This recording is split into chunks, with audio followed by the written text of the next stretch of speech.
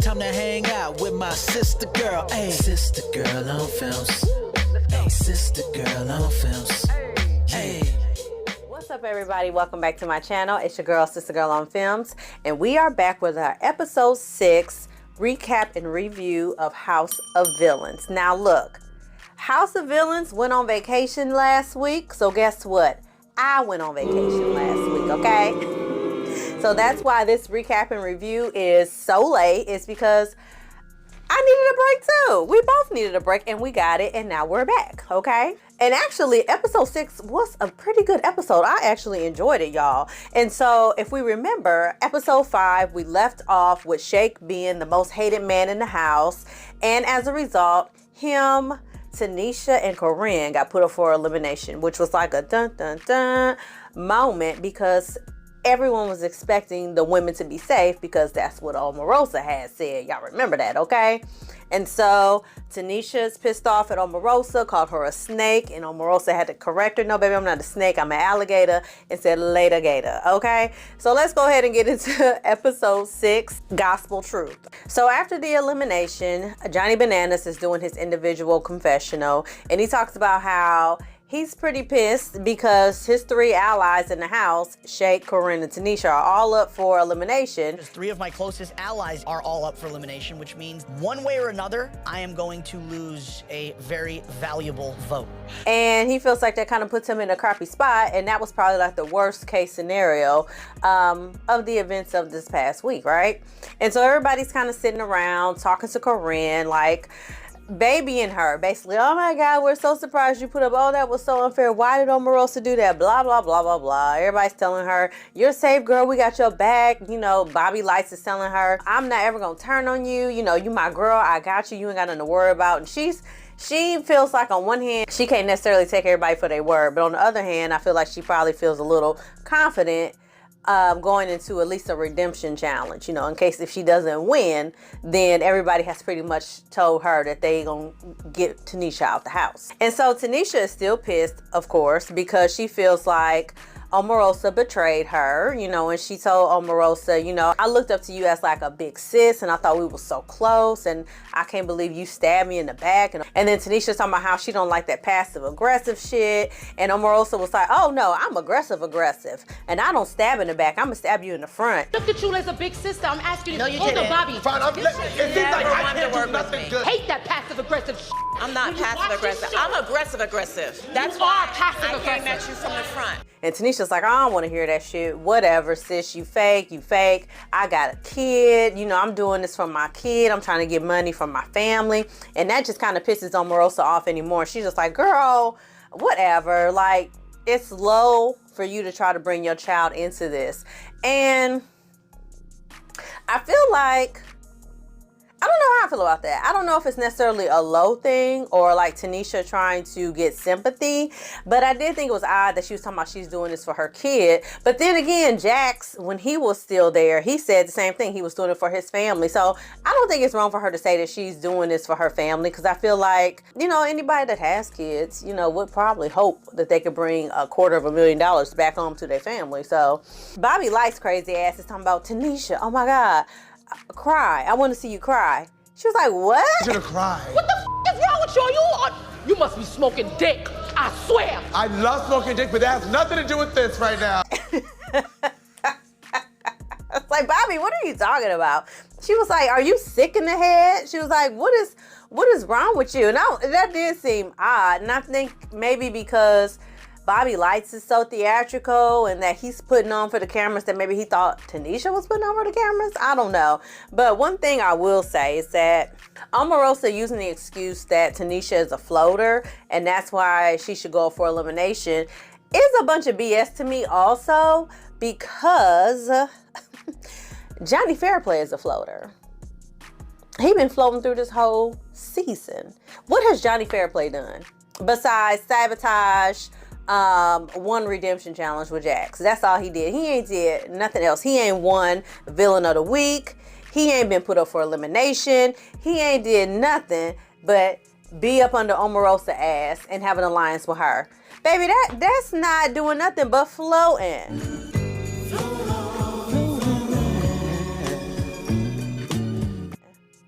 So I thought that was real hypocritical of her to try to call out Tanisha for being a floater, but then your boy is the biggest float along too, and her other ally, Anfisa. Both of them are floaters. But it's not the fact that Tanisha is a floater. It's the fact that when it was time for the elimination with New York and Corinne, that Tanisha did not automatically jump on board with Omarosa to gang up on New York. Now, she did end up voting New York out, but she didn't just automatically fall in line with what Omarosa said. And that's what Omarosa's real issue is with Tanisha, in my opinion. So in the next scene, the cast, you know, they always got to go somewhere outside the house, you know, production. They go to brunch. And so while they're at brunch, everything is going pretty well. You know, they're just having a good time eating their little waffles and all the things, having mimosas. And then Tanisha kind of brings up again how people are fake and, you know, and the elimination. And so her and Omarosa start going back and forth, and they are like really throwing jabs at each other. And while I do love a little bit of catty drama, I just was not feeling how the last time a black woman was up for elimination, her and Omarosa were going at it. Her and New York and Omarosa, right? Now we got Tanisha and Omarosa going at it. I'm like, what's really going on? What's really going on? Because Omarosa ain't got into it with nobody else in this house except for the two other black women. Omarosa, sis, are you trying to be like the only black woman in the house? Like it's giving, I don't know what, because she ain't got that type of smoke for Corinne, even though her and Corinne had a little moment in the beginning, but then in the secret, she like, oh, we need to be allies. Nobody ever suspected. She ain't had no smoke for her. She ain't really had no smoke for Shake for real. She had no smoke for nobody else but the other two black women. And I'm not feeling that. I don't know if Omarosa is doing this intentionally, or maybe she's just not a girls when it comes to black women, but Omarosa girl. So anyway, I hated to see that. I hated to see her and Tanisha arguing. I hated to see more black women pitted against each other versus having each other back, okay? I hated to see it. We get to the redemption challenge. They get back to the house, and it's like this big old black box is roped off. Everybody's like, oh, we got a nightclub, hey! And producers are like, don't go in a box. Well, let me see it. Can we go in here? Please, do not enter the box. That's your next redemption challenge. And so they're getting ready. They're trying to figure out what it might be. And so, you know, every week we got to have a notorious villain come and talk about the next redemption challenge or somehow be incorporated into the show. And Spencer Pratt is the guest this week. So if you're not familiar with Spencer Pratt was like he was like the Scott Disick of the Hills. I almost feel like the Hills came out before Keeping Up with the Kardashians. So Scott Disick, was you trying to be Spencer Pratt? It sounds like it. I don't know. That's suspicious. That's weird. But he was terrible, honey. I hated his guts. Him and Heidi, they were, if y'all, let me know in the comments if y'all remember that show. That was a good ass show. I didn't watch it all the way to the finale, but I did watch the first couple seasons with Lauren, and it was a good show. Anyway, so Spencer is the villain of the week, and he's very much giving zen. He's not being very villainous. Omarosa at one point was like, I know Spencer, because you know, y'all, she know everybody. I know Spencer very well. There was a time there when he and I were both nominated for Reality TV Villain of the Year. I said, bitch, what? Maybe 3 years in a row, Spencer and I were up for Reality TV Villain of the Year. Game recognizes game. What, who's giving that award out? What, MTV? Was it an MTV award? Was it a Razzie? Like, what?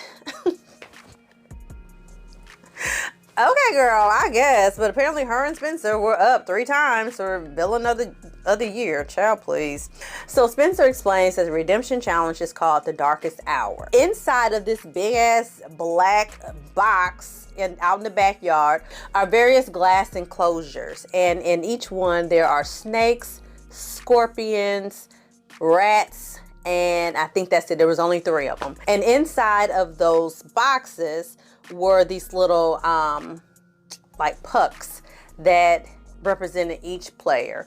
And so the players had to put their hand inside the box in this dark room and reach around, grab one of the little pucks, and put it into the name of the villain that you want eliminated from the challenge.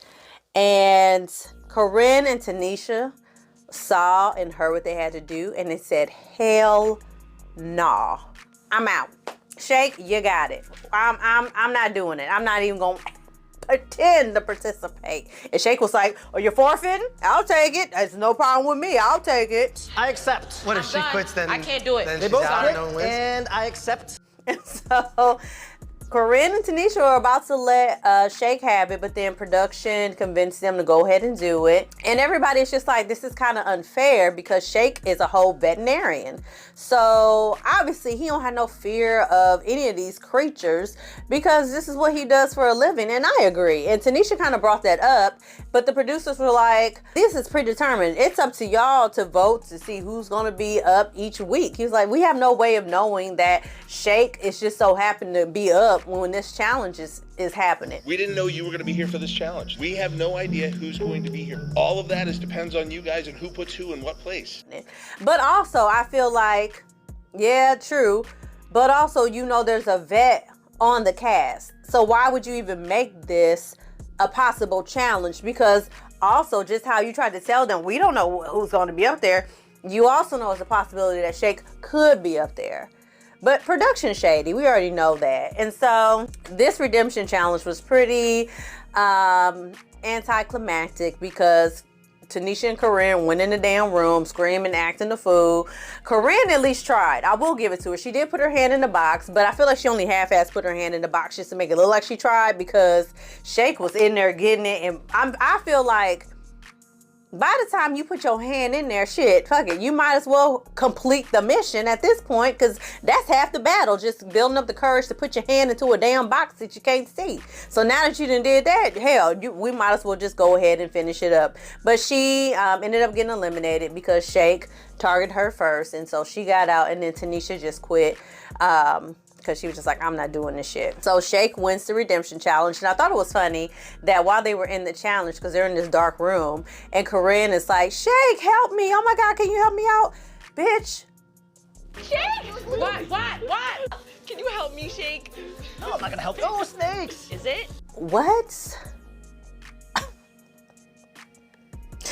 You and Shake don't like each other. In what world is this man gonna help you? Number one, it's a competition. Already he's not gonna help because of that. But then also, just earlier in the day when y'all was up there having brunch, you going around pretending to be the damn servant girl, giving everybody champagne, and then looked Shake in the face and said, none for you. He was like, I didn't want none. At brunch today, she's like, no champagne for you. I'm like, no vote for you.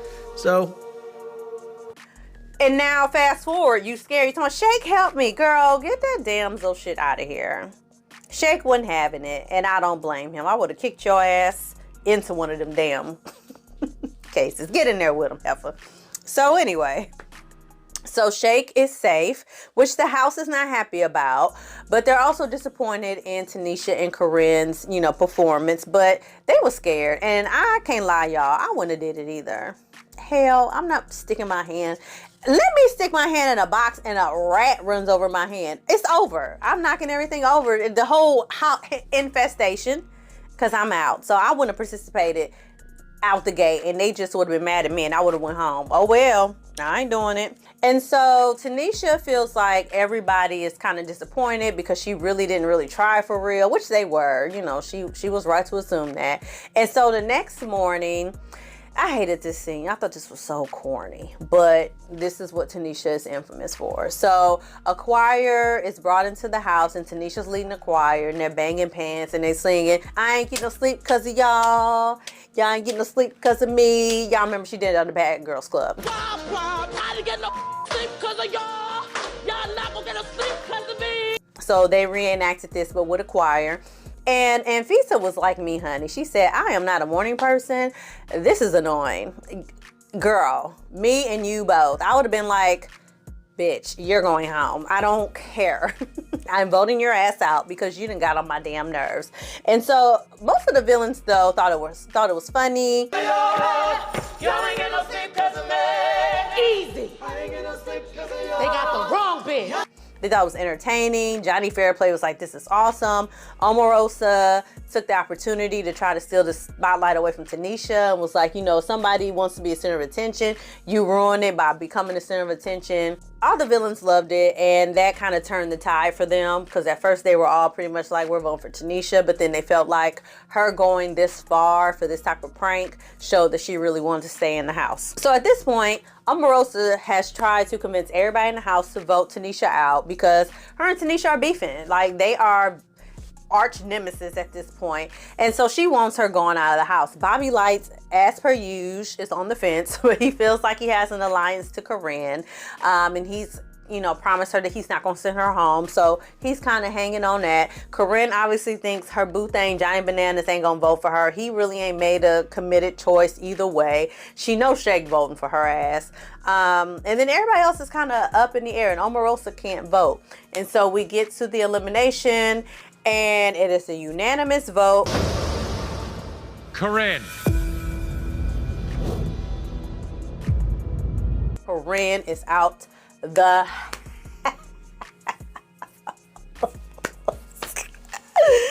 oh my gosh, let me tell you, I enjoyed this elimination for a couple of reasons. First and foremost, Corinne has never been my favorite person on the show. Not that I really had an issue with her, I didn't dislike her, but she was just kind of annoying to me. But also, remember I told you I love the treachery and the backstabbing. And I loved how she just knew at least Johnny Bananas and Bobby were going to vote for her. And they both voted against her. And I love that. And even Bobby going to try to run and hug her. Girl, I'm so sorry. See, guys don't like ugly. That's why his ass almost tripped up them damn steps. Going to be fake. I would have said, Omarosa, hit the button. Don't come hug me. Hit the button, girl. I'm out. Don't come over here with that. But she gave him a hug. Omarosa was pissed, honey, because she wanted Tanisha gone. And not only did Tanisha not leave, but nobody voted for her to leave. So I'm excited to see what's going to unfold on the next episode, because Omarosa and Tanisha apparently are getting into it. They have a little exchange of words and it gets a little tense. Now, mind y'all, I still stand on it. I don't like all this black on black woman crime and violence and drama, but I am excited to see Omarosa kind of go off, because I'm not the hugest fan of Omarosa, but when she goes off, honey, she be going off. And Johnny Fairplay is about to have a whole meltdown next week. It's just about to be a whole lot, but I love the catty drama of all the people, not just the black woman, honey. Everybody on this show. And this was a really good episode for me, because I was happy to see Corinne go. I can't lie. So y'all let me know your thoughts in the comments below. What you thought about episode 6, Gospel Truth. Were you disappointed to see Corinne go? Would you have rather seen Tanisha go? Would you have done this redemption challenge? That's what I really want to know. Would you have put your hand in that damn box knowing that it was either a scorpion, a rat, or a snake in there? Y'all let me know. And as always, y'all, like this video, share this video, subscribe to my channel, and I'm gonna see y'all next week with episode 7 of House of Villains.